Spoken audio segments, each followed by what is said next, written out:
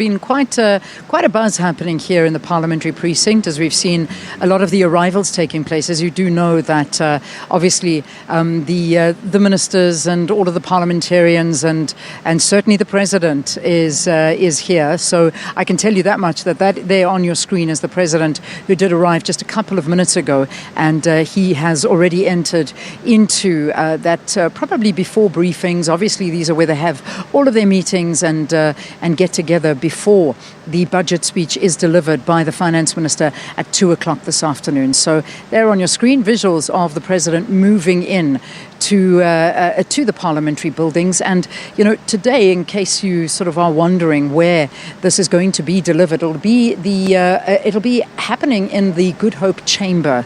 So obviously the National Assembly is not functioning right now, still not in a good space. That of course is Minister Fikile Mbalula also arriving a little bit earlier, so he's here and also ready to hear what the budget holds in store for roads. And this is one thing we've all been asking in terms of the rail and roads and all of the transport infrastructure.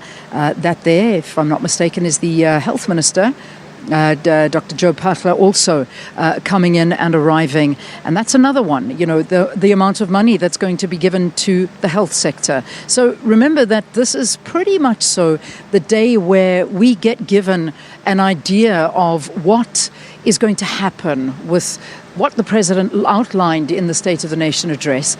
Now the finance minister comes up and he starts allocating the funds to the different respective departments and to the different areas where they need to take what the president has said and make it into a reality. One thing we've always noticed with South Africa is that the crux of the budget goes to the education sector, and that's something that we certainly always need to see money go to, but we need to see the results, more importantly, coming from the education sector. And a lot of complaints from people saying so much money and investment into education, and yet we're not seeing the fruits of all that money coming through. So that's always one of the very, very big challenges. And also the amount of money that's given to the security. I mean, there's been talk about increasing that budget and also trying to get more feet on the ground when it comes to police officers. But we've seen budget cuts happening there as opposed to budget increases. So all of these things are the kind of things you should be looking out for. But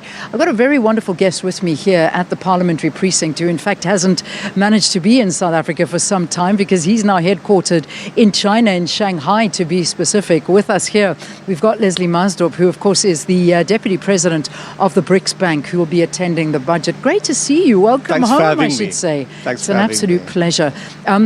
It's been tough, and you know that. I mean, even though you've been looking from afar, coming here, seeing South Africa, the state that a lot of our financial institutions are in. Let's get your overall perspective right now. How do you think we're performing under these conditions? Look, South Africa has obviously come through a very stressful last couple of years because of the global pandemic. You might recall that in 2020, our economy contracted 6.4%, one of the worst amongst emerging markets. Fortunately, in 2021, we've had a little bit of a stronger recovery than expected. That's mainly because we've been helped by commodity price increases. So one of the positive aspects about the Minister of Finance's budget speech today is that there's been this sort of unexpected additional tax windfall, if you like. But I think the most important aspect, the most important challenge confronting South Africa is the rapidly declining and the stagnant economy. We have, for the last decade, have not grown as an economy, hovering around 1%. And more worryingly, we have since 2008 a declining rate of investment in the economy, both public investment by the government as well as by the private sector. Just to remind you, Leanne, I mean, we had in 2008 23% of GDP was invested in infrastructure. That number has now declined to about 12.5%. And our target, may I remind you, in a national development plan is to have 30% of GDP invested in infrastructure. That's what you need to get the economy moving again. So I think the most important challenge for the Minister of Finance today is to show and demonstrate that we will rein in public debt, that we will reduce the budget deficit, and it won't be easy for him to balance these trade-offs. And my big question is how? How do you do something? And, we were chatting in the previous hour with one of the economists, and, it's that fine balancing act because you have a desperate, hungry nation, and you've also got a country that is in desperate need of infrastructure rehabilitation, of infrastructure building, of making sure that we maintain existing infrastructure that's falling apart. But at the same time, the population is starving, so they are so dependent on even that 350 Rand grant that they get, and they are wanting more because there is no growth in the economy. This is a very fine balancing act. I'm not sure how the minister does this, so I ask you, how?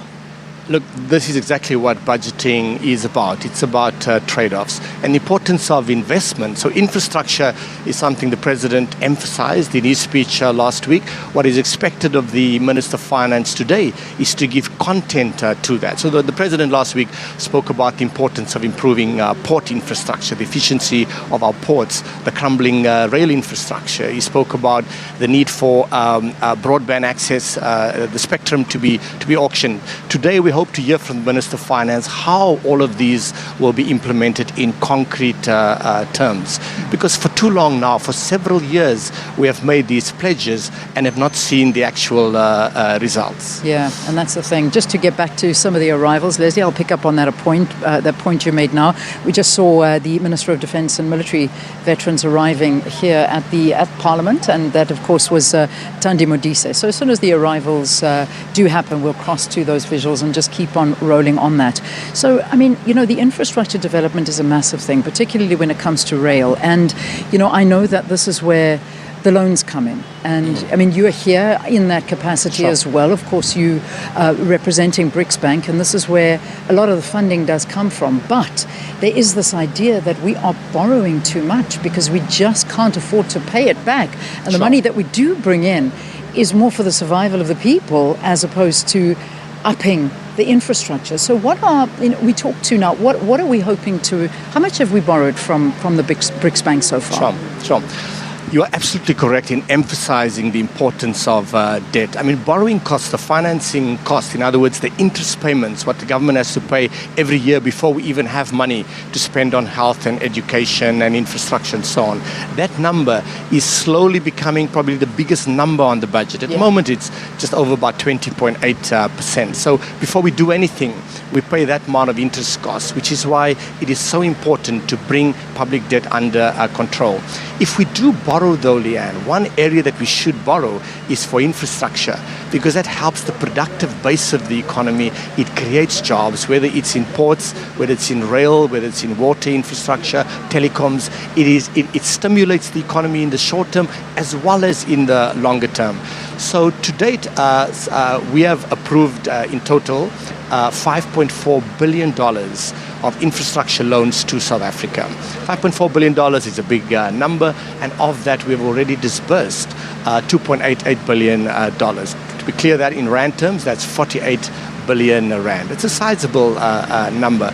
But as I mentioned, because we have the value, because we are a multilateral bank, our cost of funds is significantly below what the government would if they were borrowing themselves.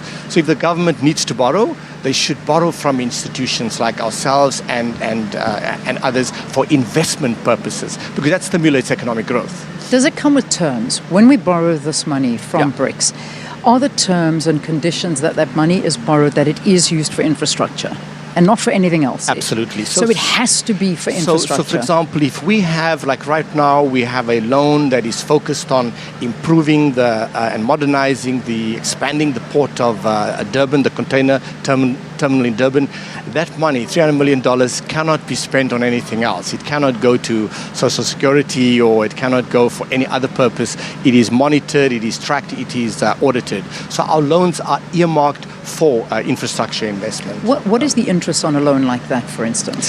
So the New Development Bank, as I mentioned before, has a AA plus international credit rating, which is just one notch below the highest rating that you can get from credit rating agencies, which is AAA.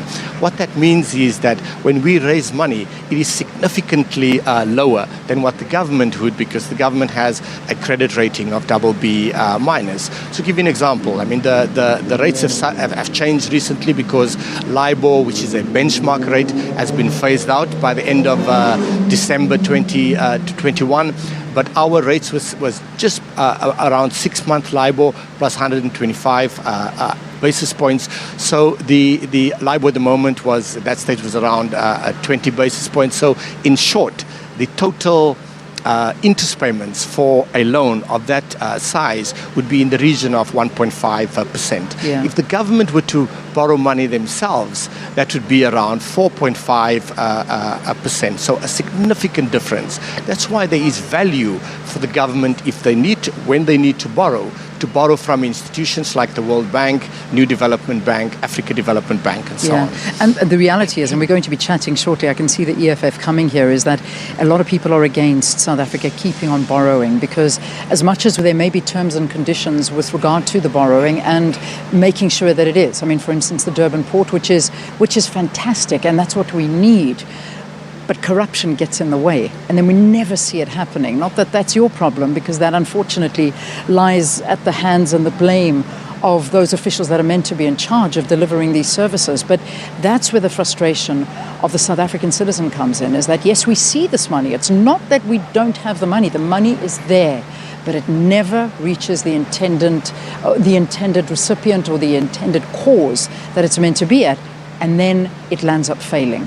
And we just see billions being squandered. And this is the biggest problem, and that's the frustration of South Africans. You're absolutely right, Leanne. We have come through a terrible period of state capture, which is all very well captured in the Zondo Commission report.